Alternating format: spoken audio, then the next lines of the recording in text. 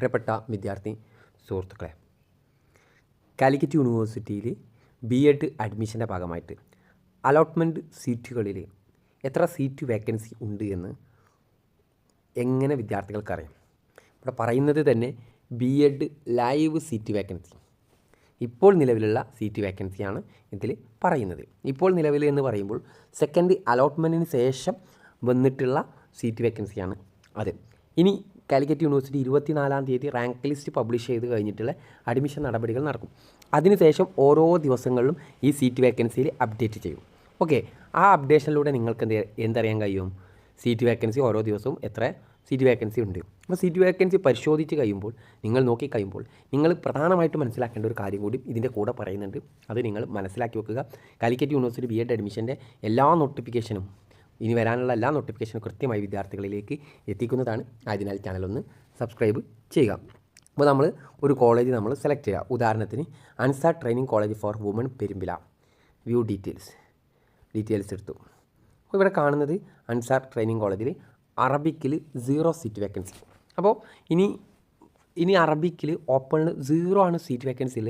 അതിനാൽ എനിക്ക് കിട്ടൂല എന്ന് ഒരു വിദ്യാർത്ഥി കരുതാൻ പാടില്ല.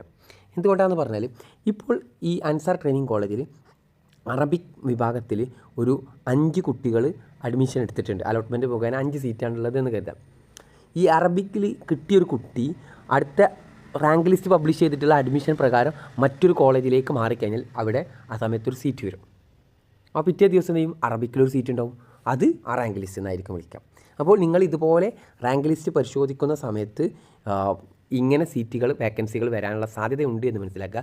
0 ആണെന്ന് കരുതിക്കൊണ്ട് ഇത് കിട്ടാൻ ചാൻസ് ഇല്ല എന്ന് കരുതരുത്. ചിലപ്പോൾ ഭാഗ്യമുണ്ടെങ്കിൽ അതും കിട്ടാം. ഓക്കെ, ഒരു കുട്ടിക്ക് അൻസാർ ട്രെയിനിങ് കോളേജിൽ കഴിഞ്ഞ് വരുന്ന റാങ്ക് ലിസ്റ്റ് 1 റാങ്കാണ്. അയ്യോ 0 സീറ്റാണ്, എനിക്ക് കിട്ടൂല എന്നൊരിക്കലും കരുതരുത്. ഇങ്ങനെ സീറ്റ് വേക്കൻസി വരാനുള്ള സാധ്യതയുണ്ട് എന്ന് മനസ്സിലാക്കി വെക്കാം. ഓരോ കോഴ്സിൻ്റെതും ഇതിൽ ഉണ്ട്. അങ്ങനെ ഓരോ കോളേജും നമുക്ക് കിട്ടുന്നതാണ്. ഇനി നമുക്കൊരു ഫാറൂഖ് ട്രെയിനിങ് കോളേജ് നോക്കാവുന്നതാണ്. View details. ഫാറൂഖ് ട്രെയിനിങ് കോളേജിൽ ഇംഗ്ലീഷിൽ 1, മലയാളത്തിൽ 0, മാത്തമാറ്റിക്സിൽ 0, നേച്ചർ സയൻസിൽ 1, ഫിസിക്കൽ സയൻസിൽ 1, സോഷ്യൽ സയൻസിൽ 1. ഓക്കെ, ഇങ്ങനെ government college of teacher education Kozhikode. View details നോക്കാം.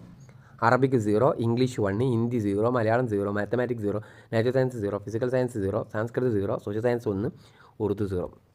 അങ്ങനെ ഓരോ കോളേജിൻ്റെയും നിങ്ങൾക്ക് ഇതിൽ നിന്ന് പരിശോധിക്കാൻ കഴിയുന്നതാണ്. ലിങ്ക് ഞാൻ ഡിസ്ക്രിപ്ഷൻ ബോക്സിൽ നൽകുന്നുണ്ട്. റാങ്ക് ലിസ്റ്റ് പബ്ലിഷ് ചെയ്ത് കഴിഞ്ഞാൽ ബാക്കി ഡീറ്റെയിൽസ് പറയുന്നതായിരിക്കും. Okay, thank you.